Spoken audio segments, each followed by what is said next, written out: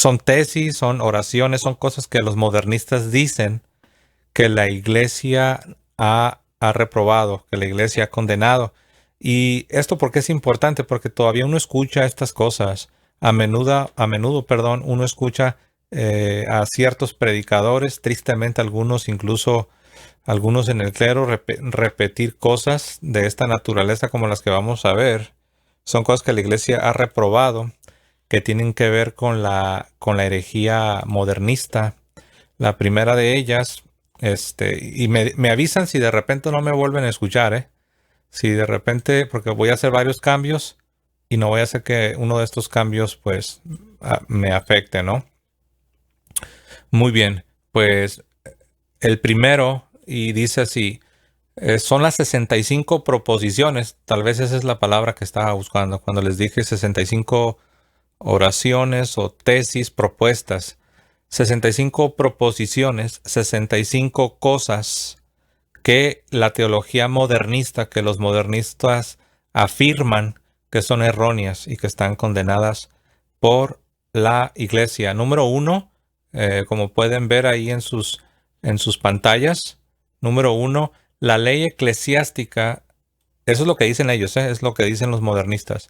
La ley eclesiástica que manda someter a previa censura los libros que tratan de las escrituras divinas no se extiende a los cultivadores de la crítica o exégesis científica de los libros sagrados del Antiguo y el Nuevo Testamento. Bueno, esto se refiere, hermanos, porque la iglesia en un tiempo se vio obligada a prohibir. Cuando se habla de censura, estamos hablando de una supresión, de una prohibición de cierta literatura, de ciertos libros que eran contrarios a la fe de la iglesia, que eran contrarios a la fe católica. Pero los modernistas querían salirse, como decimos, por la tangente, querían darle la vuelta y decían que eso no les aplicaba a ellos. Decían, esto que dice la iglesia le aplica a todos los demás, pero a nosotros, que somos exegetas y que somos teólogos y que somos súper inteligentes, a nosotros no nos aplica esa prohibición, lo cual es falso. Pero bueno, esa es la primera. No me voy a detener demasiado porque quiero que veamos varias. Número dos, como pueden ver ahí también en su pantalla, hermanos, la número dos dice, la interpretación que la iglesia hace de los libros sagrados no debe ciertamente despreciarse, dicen ellos, los modernistas, pero aquí viene el error, vean el error. Pero está sujeta al más exacto juicio. Noten cómo utilizan esa frase. Dicen que la interpretación de la iglesia está sujeta, según estos modernistas que son teólogos y profesores en ciertas instituciones católicas y no han desaparecido del todo. Pero vean lo que ellos dicen. Dicen que la interpretación de la iglesia está sujeta al más, dicen ellos, al más exacto juicio y corrección. ¿De quién? De los exegetas. Ese también es un error. La interpretación de la iglesia no está sujeta al juicio o a la corrección de los así llamados exegetas, que son personas modernistas que tuercen las escrituras para darle un significado contrario a la tradición de la iglesia. Cuando hablamos de tradición, hermanos, recuerden que no estamos hablando de la tradición de hombres, no estamos hablando de la tradición que es contraria a la palabra de Dios. Voy a regresar aquí con ustedes para no perderlos. Recuerden, hermanos, que cuando hablamos de la tradición, no hablamos de la tradición de hombres inventada por hombres, mandamientos de hombres que son contrarios a la fe, que son contrarios a la fe cristiana. No, estamos hablando de la tradición, es decir, la enseñanza apostólica que se ha transmitido primero por Cristo, después los apóstoles, después los discípulos de los apóstoles, que son los padres apostólicos, después los discípulos de los apóstoles, es decir, ya cristianos de segunda generación, tercera generación, y así sucesivamente. Y ahí entran los padres apostólicos, como lo son un San Ignacio de Antioquía, que nos habla de la Eucaristía como el cuerpo y la sangre de Cristo, un San Ignacio de Antioquía, que nos habla de sacerdotes, nos habla de obispos, nos habla de diáconos, nos habla de la centralidad de la Eucaristía, es decir, el centro del culto cristiano, de la adoración, no era un sermón, era la Eucaristía, que es Cristo mismo.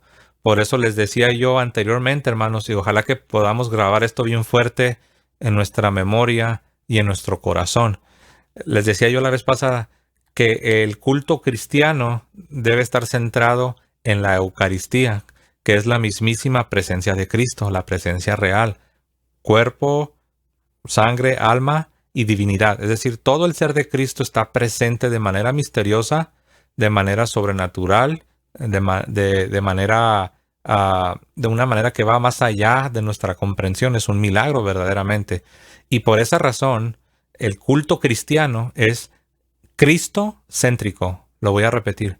Cuando el culto cristiano está centrado en la Eucaristía, es cuando verdaderamente podemos decir que el culto es Cristo céntrico, es decir, que el centro de todas las cosas es Cristo, no el hombre, no un sermón, no una persona carismática con una personalidad muy agradable, con un carisma que le cae bien a todos, no, sino que es Cristo.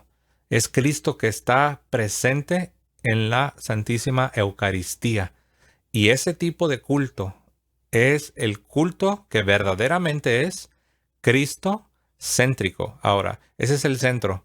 Y de este centro irradian otras cosas, como lo es la mismísima palabra de Dios, proclamada en las lecturas del Santo Evangelio, en las lecturas de los profetas, en el Salmo responsorial, en la lectura de las cartas apostólicas, etcétera, etcétera, y todo lo demás que es parte de la liturgia, es parte del servicio que ofrecemos en adoración. Pero el centro de todo esto debe ser la Eucaristía. Todo esto lo vemos ya en San Ignacio de Antioquía. En San Ignacio de Antioquía ya lo vemos presente. Estamos hablando de un padre apostólico que fue discípulo principalmente del apóstol Juan, pero que también tuvo la influencia de otros apóstoles, como lo son San Pablo, incluso San Pedro. Estamos hablando de un varón apostólico, un discípulo de los mismísimos apóstoles. San Ignacio de Antioquía ya nos habla de toda esta catolicidad y fue un hombre que vive en el primer siglo. Se cree que su ministerio fue de al menos 40 años. Él muere aproximadamente en el año 107. 107 menos 40 años, eso lo traería a mediados de los 60 del primer siglo. Entonces vean, un hombre que comenzó su ministerio como pastor de la iglesia, como obispo en el primer siglo, a mediados de los 60, que fue discipulado por los apóstoles, es un hombre confiable, es un varón apostólico y varios de sus escritos han sobrevivido. Y esos escritos son las famosas cartas de San Ignacio de Antioquía, que dicho sea de paso, este San Ignacio de Antioquía, discipulado por los apóstoles, que nos habla de la Eucaristía, que nos habla de sacerdotes, que nos habla de obispos, que nos habla de la centralidad de la Eucaristía, es el mismo San Ignacio de Antioquía, que también nos habla de la iglesia, pero no de cualquier iglesia. Nos habla de la iglesia católica. Y esto lo encontramos en una de sus cartas que escribió antes de ir al martirio, antes de ir a derramar su sangre por su Salvador, por su Señor, por Jesucristo, por el Mesías. En el año 107 nos dejó estas cartas y ahí él habla de la iglesia católica. Ahora algunos dicen, no, sí, pero es del año 107. Pero número uno, ni un protestante existía en el año 107. Número dos, no significa que porque lo martirizaron en el 107, no significa que durante los otros 39 años de ministerio, él no hablaba de la iglesia católica. Por supuesto, simplemente que en ese año muere, en ese año él es martirizado y en ese año escribe sus últimas cartas y ahí menciona a la iglesia católica.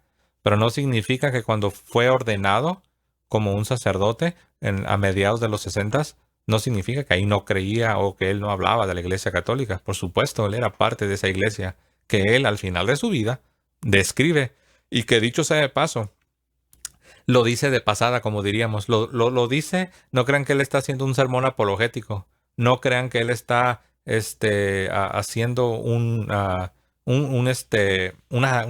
defensa. No, lo dice así como realmente como que es algo que todo el mundo aceptaba.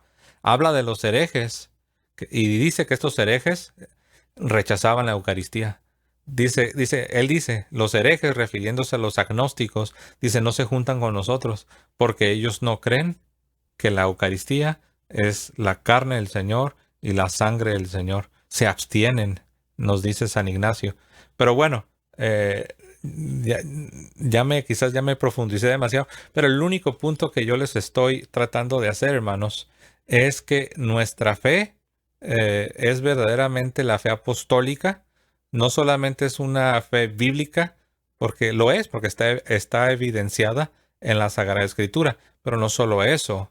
Nuestra fe es una fe apostólica. Recuerden que el Nuevo Testamento no existía. El Nuevo Testamento no existía cuando ya teníamos a los apóstoles. Por eso decimos que nuestra fe es apostólica. La iglesia es apostólica, porque el Nuevo Testamento no existía cuando cuando todos los apóstoles ya estaban enseñando a la iglesia, cuando todos los apóstoles ya estaban instruyendo a los cristianos. Entonces nuestra fe, hermanos, no solamente es una fe bíblica que está evidenciada en la Biblia, sino que aún más allá es una fe apostólica que fue predicada por los apóstoles. Le doy gracias también. Aquí mira que alguien nos hizo un donativo. Gracias a la hermana María Alondra Cabello. Gracias, hermana. Dios te bendiga. Gracias por tu generosidad. Muy bien. Volviendo a lo que estábamos viendo sobre las tesis o las preposiciones de los modernistas que la iglesia condena, y esa es la razón por la que hicimos este gran paréntesis, ¿no? Para explicar un poco.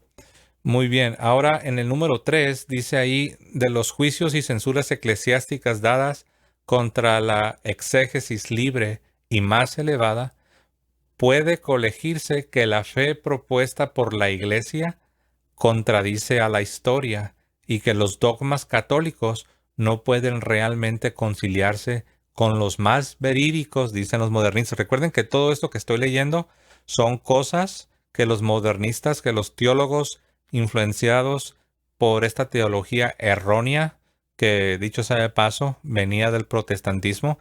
Algunas de estas cosas, si prestan atención, se van a dar cuenta que suenan medio protestantes. La respuesta es sí, porque el modernismo se origina primero entre los teólogos luteranos protestantes, de ahí nace, de entre ellos, y se expande al resto del protestantismo y también llega a infectar ciertos círculos en la iglesia católica. Lamentablemente, y debo ser sincero, lamentablemente esta herejía modernista no ha desaparecido del todo. Aún podemos ver su influencia en ciertas personas, en ciertas instituciones. Pero bueno, esto es algo que la iglesia reprobó.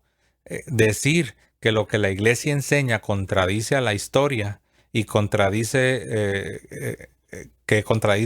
a lo que realmente son los orígenes de la religión cristiana es absurdo. Esto es precisamente lo que ahora escuchamos de muchos protestantes. Pero tristemente, aún dentro de la iglesia, había teólogos, pues entre comillas, ¿no? Porque más bien serían pseudo teólogos, como dice San Pablo, queriendo ser sabios, se hicieron inútiles, ¿no? Se hicieron necios. Número 4, dice el magisterio de la iglesia no puede determinar el genuino. Eso es lo que dicen ellos, ¿eh? El magisterio de la iglesia no puede determinar el genuino sentido de las Sagradas Escrituras, ni siquiera por medio de definiciones dogmáticas.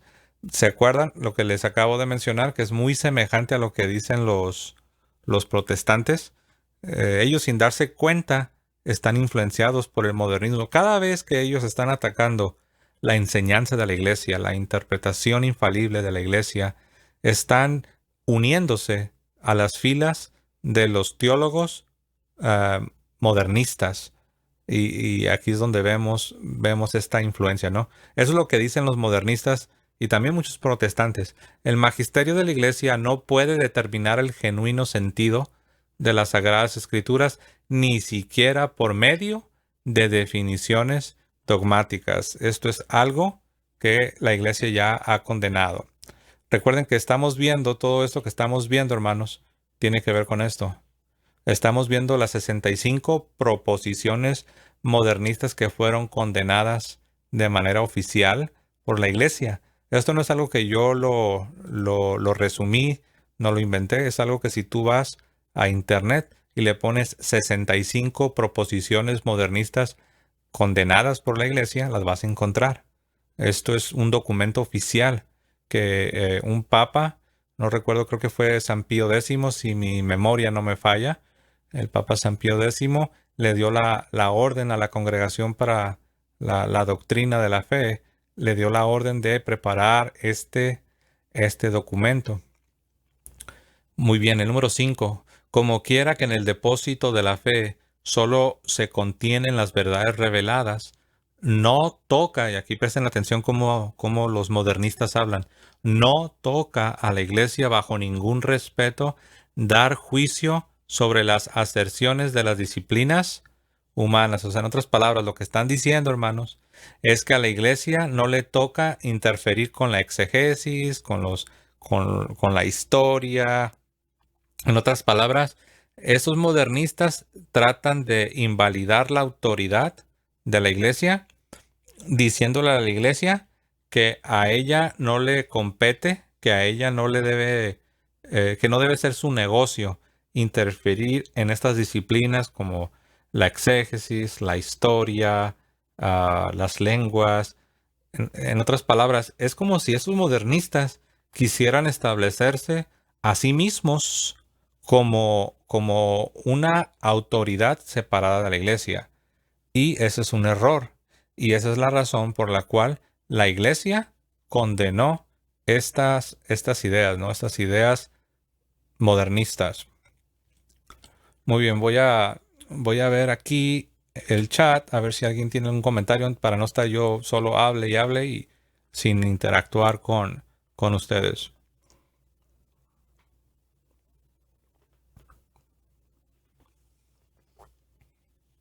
Ok, parece que aquí ya me confirmaron, parece que fue Pío noveno. Bueno, gracias.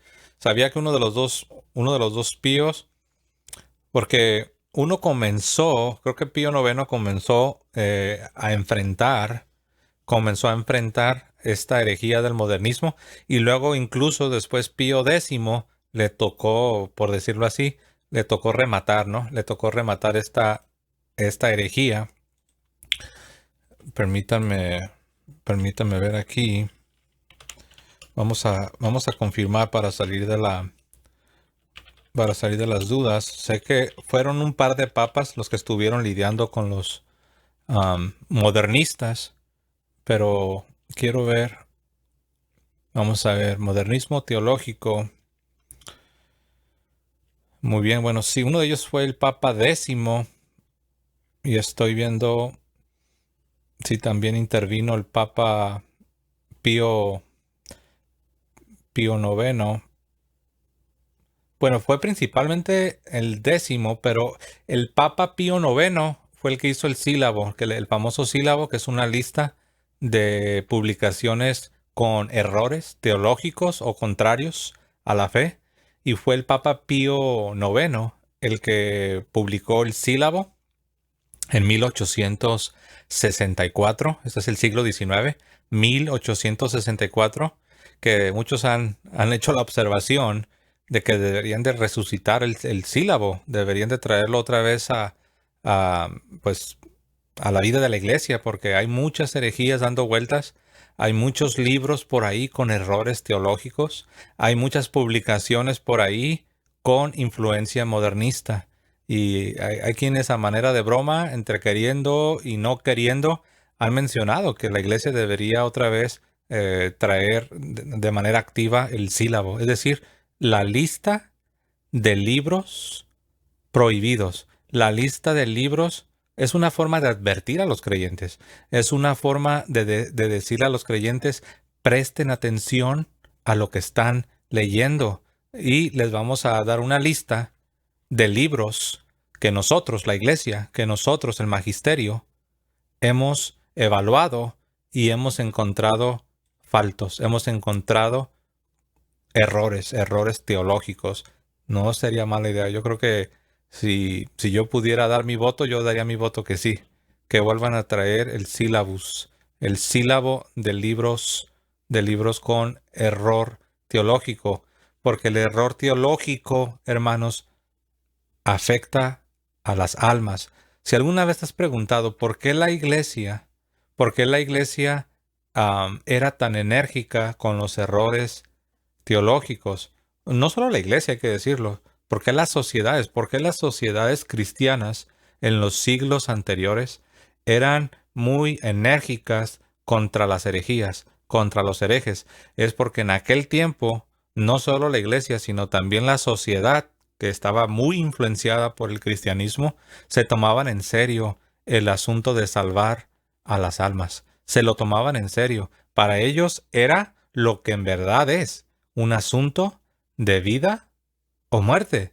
Porque si no es un asunto, hermanos, si no es un asunto de vida o muerte, pues entonces ¿a qué estamos jugando? Como dijo San Pablo, comamos y bebamos que mañana moriremos. O sea, si no se trata de salvar nuestras almas, si no se trata de la vida eterna, si no se trata si no es real lo que profesamos creer, pues entonces ¿para qué ser cristianos? Entonces ¿para qué negarnos a nosotros mismos? Entonces ¿para qué mortificar los deseos bajos de la carne? Pues entonces, como dijo San Pablo citando a un poeta incluso no cristiano, dijo, comamos y bebamos que mañana moriremos. Pero no, resulta que sí es un asunto serio, sí es un asunto de muerte o vida, sí es algo serio, sí existe la vida eterna. Por eso yo les hablaba la vez pasada. Alguien me preguntaba la vez pasada, hermano, ¿cómo puedo evangelizar a un ateo? Y mi respuesta fue que debemos hablarles sobre las realidades, la realidad de la muerte. Todos vamos a morir, el ateo va a morir, el no ateo va a morir, el agnóstico va a morir, el cristiano va a morir.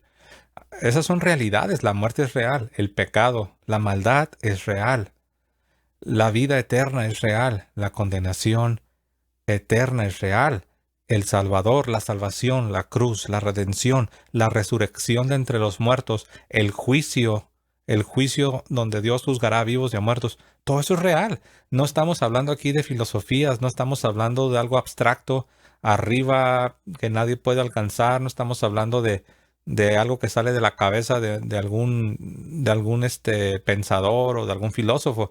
Estamos hablando de la realidad misma. La muerte es real, el pecado es real, el juicio divino es real, la condenación es real, la salvación es real, el Salvador es real, la resurrección fue real y el perdón de pecados es real, la redención es real. Y es por eso que es muy importante, hermanos. Y esa es la razón por la cual la iglesia se tomaba las cosas así. Todavía se las sigue tomando, ¿eh? Ahora, si tú preguntas, pero ¿por qué ahora no se ve tanto como antes? Bueno, porque ahora los países que antes eran cristianos, los gobiernos que tradicionalmente eran cristianos, pues ahora son que le llaman gobiernos seculares. Gobiernos que en muchos casos se oponen y se levantan contra la iglesia misma. Han cometido una especie de apostasía. De hecho, si prestamos atención, esto que ha sucedido con el mundo cristiano, con los reinos y las naciones que tradicionalmente eran cristianas, es una gran apostasía. Hay protestantes que les gusta hablar de la gran apostasía, ¿no? Me refiero a la teoría falsa, ¿no? Que dicen que inmediatamente después de la muerte de los apóstoles hubo una gran apostasía y ya saben todo el cuento chino. Bueno, en la realidad sí ha habido una gran apostasía, pero no la que dicen los mormones o no la que dicen algunos grupos fundamentalistas. La gran apostasía que ha habido tiene un precedente en la Reforma, en la Revolución Protestante, pero se arreció más fuerte con la llamada Ilustración en Francia, cuando nace la idea de los gobiernos seculares. cuando se voltean contra la iglesia y los gobiernos que antes eran cristianos, por así decirlo, se vuelven contra la iglesia y persiguen a la iglesia. Y ahora tenemos sociedades seculares donde hablan de una separación de la iglesia y el Estado, donde a la iglesia la han perseguido, la han arrinconado, la han maltratado, la han matado. Hemos tenido muchos mártires en los siglos anteriores, siglo XX, siglo XIX, siglo XVIII. Y esa es la razón por la que ahora tú puedes salir a la calle y gritas blasfemias y nadie te dice nada, porque ya han perdido la sensibilidad, ya no se dan cuenta que el alma de la persona es importante.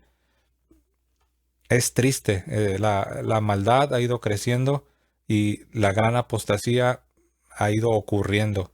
Es muy triste. Alguien me platicaba que fue a Europa y fue a visitar las iglesias de países que eran antes muy fuertes, eran países muy cristianos, eran bastiones de la cristiandad, eran torres fuertes que avanzaban el evangelio.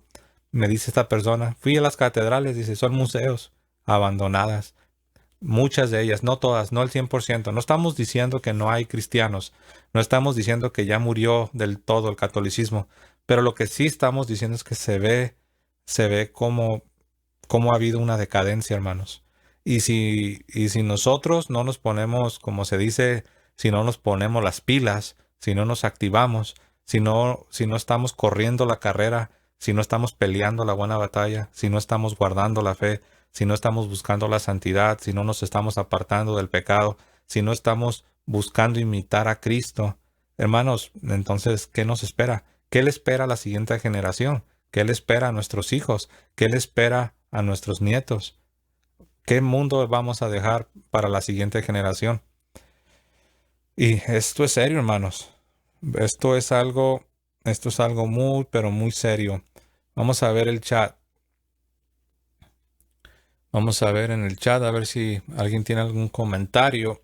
Vamos a dar oportunidad. Si dice Kevin Wanka, sí, hoy también estoy de acuerdo que la apostasía fue cuando las personas dejaron a la Iglesia Católica. Sí, es que ha sido gradual, ha sido como todo, hermanos. El mal, el pecado, no crean que es así algo instantáneo. Es gradual. Se te va metiendo poco a poco. Todo comienza con un pensamiento. Lo toleras el pensamiento, lo dejas que ande dando vueltas en tu cabeza y después ese pensamiento ya se vuelve una tentación muy fuerte, una atracción. Después se convierte en una acción. Después en una complacencia. Ya la gente lo va tolerando. Se va perdiendo la sensibilidad y al último la gente ya se entrega a la inmoralidad, se entrega al pecado. Ahora, esto es todavía más fuerte cuando alguien que ya era cristiano, alguien que ya tenía la luz del Evangelio, y teniendo la luz del Evangelio, le da la espalda, entonces la condición de esta persona viene a ser peor que la anterior, viene a ser peor que cuando no era ni cristiano. Y esa es la razón por la cual los que cometen apostasía, las sociedades y las naciones que cometieron apostasía, ves que hay una maldad tremenda que muchas veces ni entre los paganos se ve. ¿Por qué? Porque sí hay degradación, porque la maldad sí aumenta. Cristo mismo habló de que la maldad iba a aumentar. No aceptes la mentira de Satanás. Me refiero a la mentira que dice, no, es lo mismo, maldad siempre ha habido. Ay, no te alarmes, hombre, es lo mismo, todo va en ciclos, todo es lo mismo. Mentira, no todo es lo mismo. Es cierto, después de la caída ha habido pecado en el mundo, pero el pecado sí progresa, el pecado sí aumenta, la maldad sí crece, sí existe la degradación. Satanás quiere que tú pienses que no, para que no hagas nada, para que no abras tus ojos, para que no escapes por tu vida. Él quiere que tú vivas como que todo está bien. Es lo mismo, es la misma cosa, hombre. No, eso no es así. Y debemos tener mucho cuidado. Muy bien. Estamos viendo ahí en el chat. Dice, ¿hay algún líder que se sepa quién inventó ese modernismo teológico? Sí, hay hay varios. No los tengo aquí conmigo, pero de hecho, bueno, los puedo encontrar aquí. La vez pasada, en uno de mis videos, em, estuvimos tocando un poco algunos nombres. No es una sola persona, son varias y tristemente la mayoría de estas personas que comenzaron fueron del clero. Esto nació dentro de la iglesia. Am, Muy bien, aquí estoy, por ejemplo, hay quienes han señalado a un señor llamado Alfred Loisy, que vivió del 1857 al 1940. Este señor fue un teólogo francés y a este señor llamado Alfred Loisy se le conoce porque él quizás fue el más radical, el más radical de los modernistas. Y otra persona fue George, así como Jorge en inglés. George Tyrrell, no sé cómo lo pronunciarán. De hecho, me dan ganas de ponerlo aquí para que ustedes lo puedan ver. Permítanme un segundo. Se los voy a poner aquí. Permítanme un momento, para que lo puedan ver aquí en el...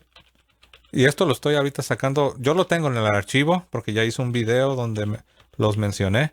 Pero esto lo estoy sacando de internet. Ustedes también lo pueden encontrar en internet. Pero bueno, los que no tienen la manera, ahorita se los voy a poner. Esos dos señores, Alfred Loisy y escribí mal George, ¿no? Pero bueno. um, George ah, Tyrrell. Estos dos son uno de los principales de los que comenzaron con estas ideas. George Tyrrell también fue un teólogo, un teólogo jesuita de Dublín, esto es en Irlanda, quien nace en el 1861 y fallece en 1909 y también fue uno de los más radicales. Se podría decir que es uno de los fundadores, ¿no? Entonces, ahí los tienen, por mencionar algunos. Alfred Loisy y George Tyrrell fueron de los principales que comenzaron a promover las ideas modernistas. Recuerden que el modernismo, si tú me preguntaras qué es el modernismo así en pocas palabras, el modernismo, hermanos, es decir que el origen, y presten mucha atención, vamos a responder, ¿qué es el modernismo en pocas palabras? El modernismo es la propuesta que dice que la iglesia y los dogmas de la iglesia son de origen humano y que por lo tanto pueden ser modificados, pueden ser adaptados, pueden ser cambiados. Según los tiempos, podemos hacer cambios, podemos hacer adaptaciones. ¿Por qué? Porque son de origen humano. Eso dicen los modernistas. Ese es el modernismo. La esencia del modernismo es creer que el origen de la iglesia y el origen de los dogmas cristianos es humano. Y eso es una gran herejía, porque sabemos que tanto el origen de la iglesia como el origen de los dogmas cristianos son divinos. Eso es lo que hace, si tú te preguntas, ¿qué es lo que hace que el cristianismo en verdad sea distinto a cualquier otra religión? Pues es esto, es lo que acabamos de mencionar, que cualquier otra religión es de origen humano. Puede haber algunas cosas buenas que vienen de la ley natural. Recuerden que el ser humano es criatura de Dios. Aunque seas pagano y tengas la religión equivocada, por así decirlo, no significa que no eres criatura de Dios. No significa que no tengas ciertas facultades, que no tengas ciertas capacidades por medio de tu conciencia, por medio de la observación de tus alrededores, de lo que es la creación, lo que es tu prójimo. No significa que no tengas la capacidad para reflexionar, para observar el comportamiento. Todo esto puede reproducir cosas buenas, ¿ok? Pero el cristianismo es mucho más que eso. El cristianismo es sobrenatural, es decir, está por encima de lo natural, porque es divino. Tiene su origen en Dios, tiene su origen en la revelación que viene con Cristo, es pasada a los apóstoles como un depósito sagrado y de ahí es transmitida principalmente por medio de los sucesores de los apóstoles. He ahí la importancia de la sucesión apostólica para asegurar la transmisión y la permanencia de este depósito sagrado, de este depósito divino. El depósito de la fe católica, no la fe sectaria. Recuerden que fe católica es lo contrario de fe sectaria. La fe sectaria se refiere a que es la creencia de un grupito, es la creencia de un líder, es la creencia de un sector, de ahí viene sectario, es la creencia de un sector, de un grupito pequeño. En contraste, la fe católica es la fe que fue entregada a todos, recibida por todos y aceptada por todos. Esa es la fe católica. Tiene su origen en Dios, nos viene por medio de Cristo nuestro Salvador, es pasada a los apóstoles como un depósito divino y los apóstoles la pasan a los sucesores y los sucesores de los apóstoles enseñan a la iglesia esto con Pedro y los sucesores de Pedro como líderes. Y es algo muy hermoso, esa es la iglesia. Y eso es la razón por la cual la iglesia ha sobrevivido hasta el día de hoy, a pesar de que ha habido católicos que han dado mal testimonio, ha habido líderes que han dado mal testimonio, ha habido traidores, ha habido muchos líderes en la iglesia que han fallado, que no han vivido santamente como se supone que deben vivir. Pero a pesar de todo esto, hermanos, y no quiero que vayan a pensar que solamente estoy resaltando todo lo malo, pero tampoco lo quiero ignorar. Pero mi punto es este, a pesar de estas cosas, si te preguntas cómo es posible que la iglesia todavía exista, es por lo que acabamos de hablar. Su origen es divino, sus dogmas son de origen divino, pero el modernismo quiere hacer del cristianismo como cualquier otra religión. El modernismo quiere hacer del cristianismo como una religión más de entre muchas que hay por ahí. Como que si el cristianismo y el Islam son la misma cosa, nomás que pues los del Islam pues les tocó allá en el Oriente a los árabes y pues el cristianismo les tocó principalmente a los europeos y después a los territorios del Nuevo Mundo que ellos evangelizaron, pero es lo mismo. No, no es lo mismo. El Islam es una religión humana. El judaísmo moderno, nosotros sabemos que no es idéntico a la religión de los judíos del Antiguo Testamento. Algunos se confunden y algunos quieren hablar del judaísmo como que el judaísmo moderno es idéntico a la religión del Antiguo Testamento. Eso no es así. La religión del Antiguo Testamento tenía un templo. La religión del Antiguo Testamento tenía un sacerdocio muy particular, el sacerdocio levítico. El judaísmo moderno no tiene un templo. El judaísmo moderno obviamente no tiene un sacerdocio, etcétera, etcétera. Pero eso es lo más importante. Si no tienes templo y no tienes sacerdocio, no tienes nada. Entonces, no son idénticas las cosas. Les digo esto porque hay quienes, hasta yo lo escucho hasta en la iglesia. Hay quienes quieren hablar del judaísmo moderno como que si fuera idéntico a el judaísmo del Antiguo Testamento. Y no es así. No me quiero salir del tema, pero ustedes mismos pueden investigar. Tú le puedes poner en internet. Tú puedes llegar y poner en internet judaísmo rabínico. Le pones así, judaísmo rabínico, y te vas a dar cuenta que tiene un origen en la Edad Media. Te vas a dar cuenta que no es el único tipo de judaísmo. Te vas a dar cuenta que hay muchos tipos de judaísmo. Y te vas a dar cuenta si tú comparas el judaísmo rabínico y lo comparas con la religión del Antiguo Testamento, te vas a dar cuenta que hay muchas diferencias. Ahora, no estoy diciendo que muchos judíos son descendientes de los judíos del Antiguo Testamento. Muchos no, muchos son convertidos. Ha habido tiempos en la Edad Media en el que pueblos completos se convertían al judaísmo. Pero algunos sí son descendientes, ¿no?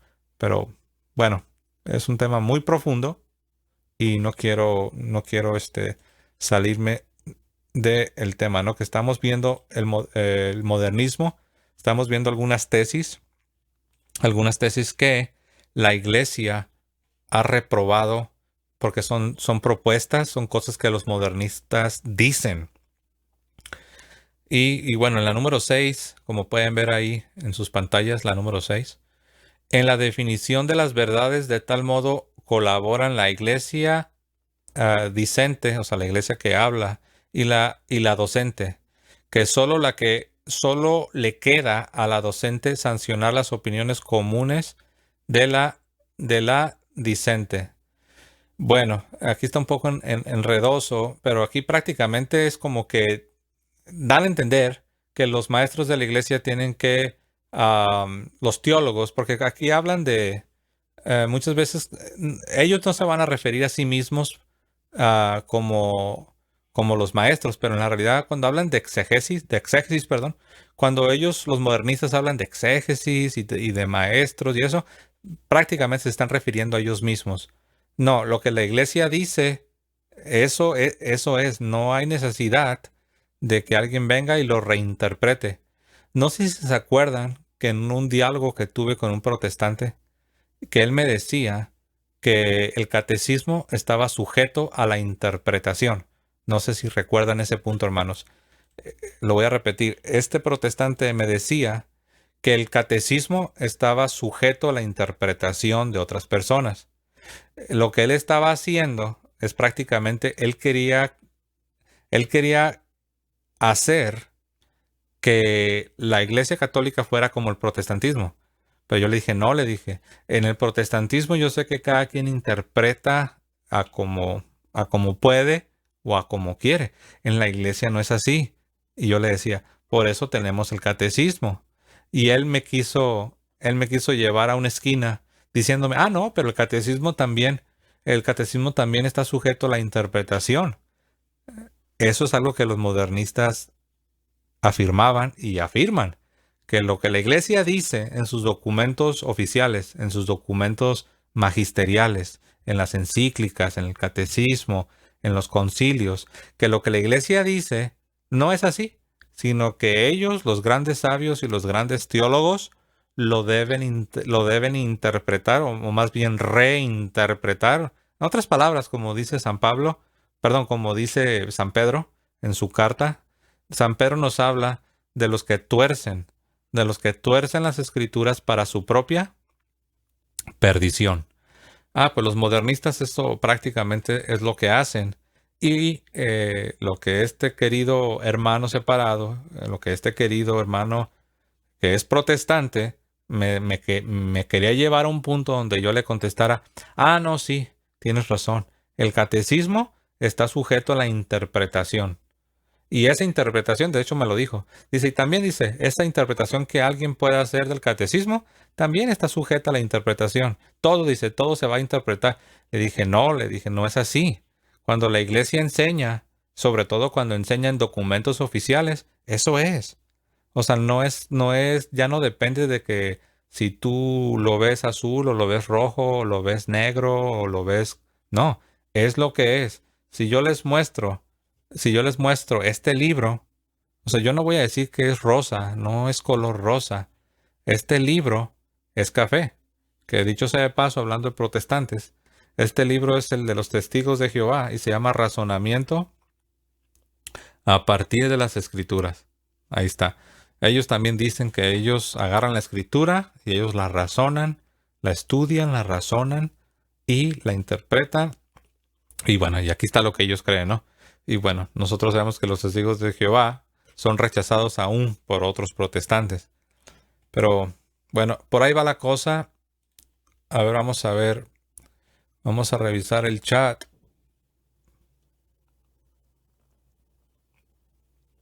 Este se me hace un buen comentario de Juana de Rojas.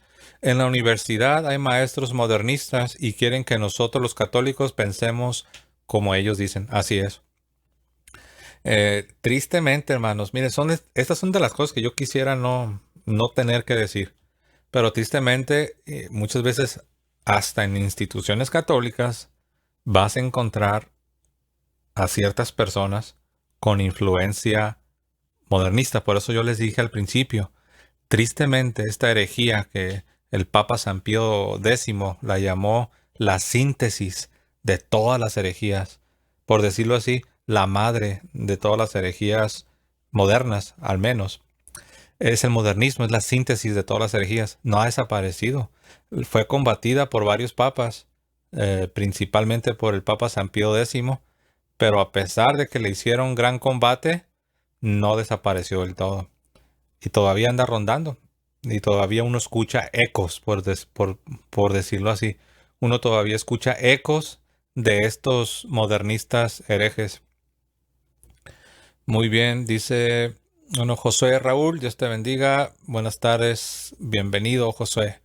Bueno, vamos a ver quién más. Dice Kevin Wanka, en un análisis que estoy realizando, la apostasía y el que la humanidad se aleje de Dios y de sus leyes, da como cosecha la aparición del anticristo. ¿Tú qué análisis tienes acerca de ello? Pues sí, por ahí va. Muchas veces la gente piensa que el anticristo es exclusivamente un líder. Típicamente se lo imaginan a la manera protestante.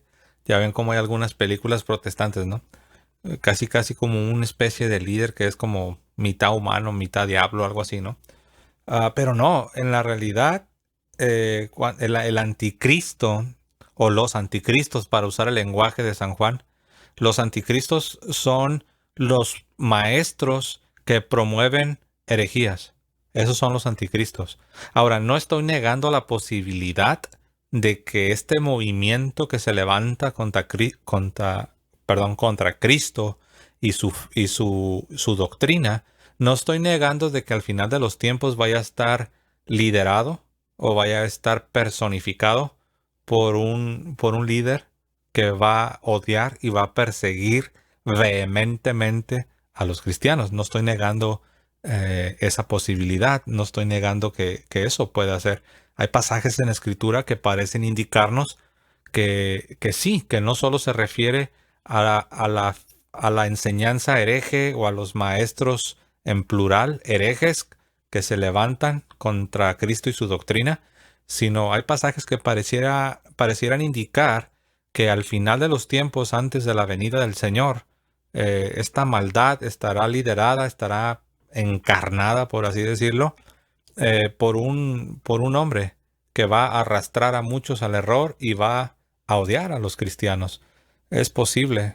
Me parece bueno el análisis que haces, hermano. Hermano Leonardo nos dice, José, ¿tienes pensado hacer algún video sobre la Pashendi?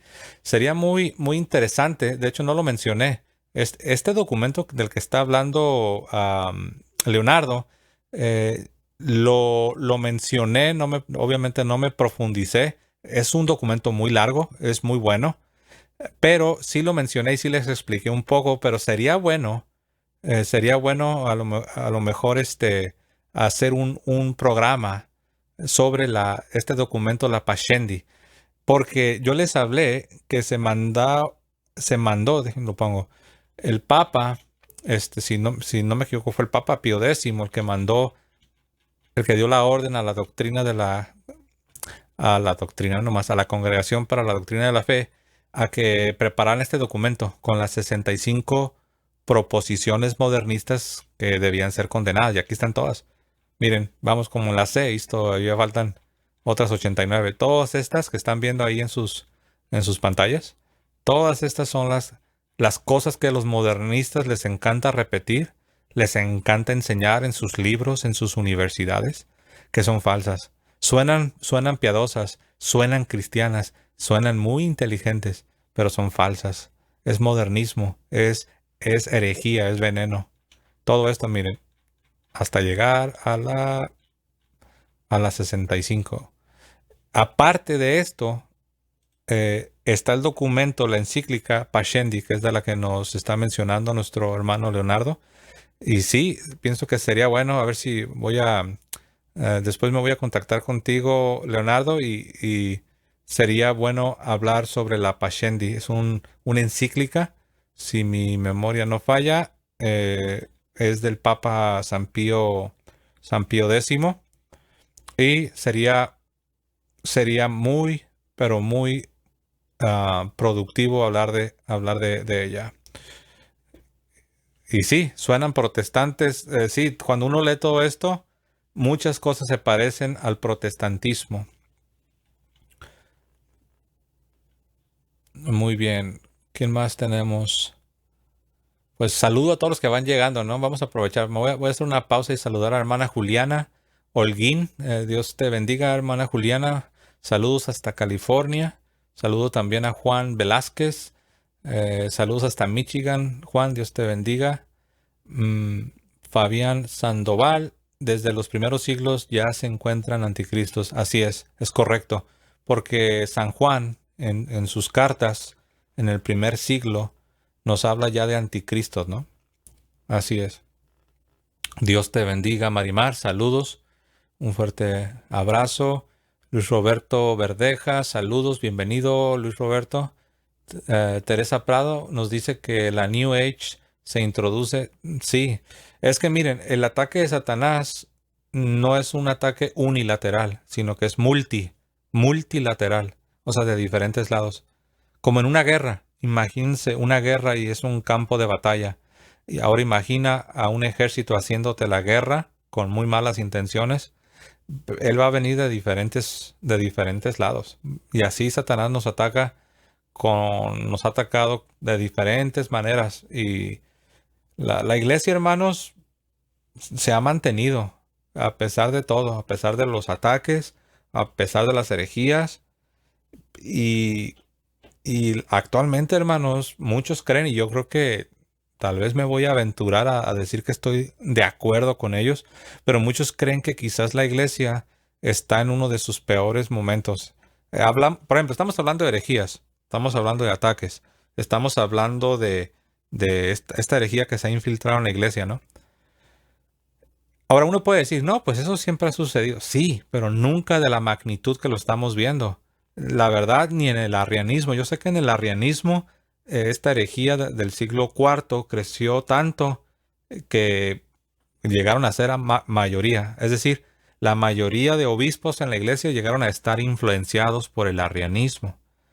Pero si tú ves lo que ahora está sucediendo, el grado de la maldad, si tú ves ahora, eh, no, te das cuenta que ya no solamente es un error teológico, sino que tenemos ahora herejías que son errores teológicos, pero también tienes que la maldad nos está rodeando.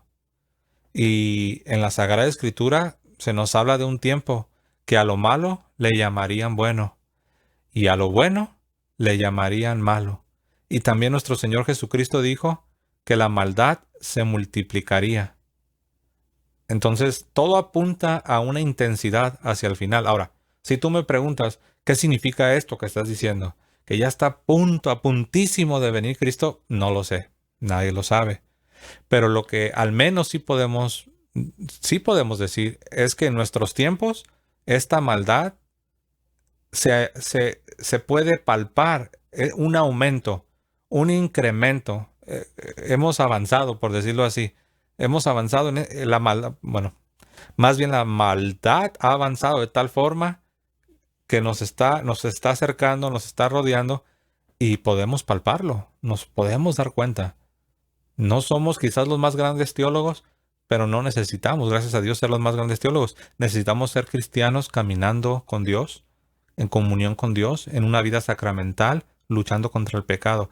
Y si estamos haciendo eso, podemos darnos cuenta y podemos percibir que las cosas no están bien. Al menos podemos decir esto, hermanos. Estamos en tiempos en los cuales la maldad ha, ha ido creciendo, se ha incrementado sobremanera. Esa es la verdad. Hay que tener cuidado, algunos van al extremo, ¿no? Y ya empiezan a hablar de fechas, empiezan a hablar de profecías, se obsesionan con las profecías, con las revelaciones privadas, causan alarma, sensación. ah, y hablo incluso de personas que tienen canales de YouTube. Vas a sus canales y es puro sensacionalismo, puro mantener a la gente en estado de alerta, porque eso es lo que más vistas genera. Y nosotros no debemos caer en eso, hermanos. Bueno, mis queridos hermanos, denle like, compartan este video, dejen sus comentarios, hermanos, denle like, compartan en sus redes sociales, suscríbanse los que no se han suscrito al canal, suscríbanse al canal, Díganle no al pecado, no al modernismo con sus herejías, no a la teología que se desvía de lo que enseña la iglesia. Y bueno, pues yo me voy a despedir como siempre diciendo que viva Cristo Rey y que viva Santa María, siempre Virgen. Dios me los bendiga. Un fuerte abrazo. Pasen una bonita tarde. Buenas noches, hermanos.